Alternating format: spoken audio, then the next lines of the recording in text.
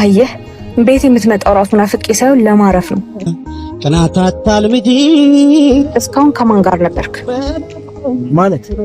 ማለትማ ትላንት የወጣ ነው። በዛ ላይ ስልክ አይሰራም። ስራ እንደማደር ነግሬሽ እኮ ነው። በዛ ላይ ስልክ ቻርጅ አልነበረው።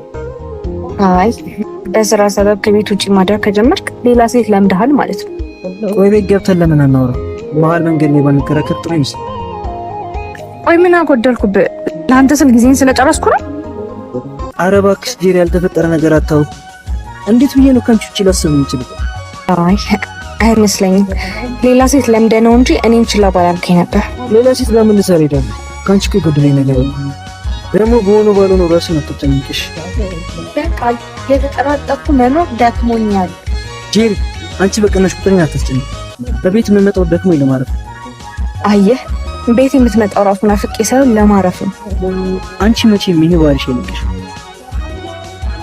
ጭራሽ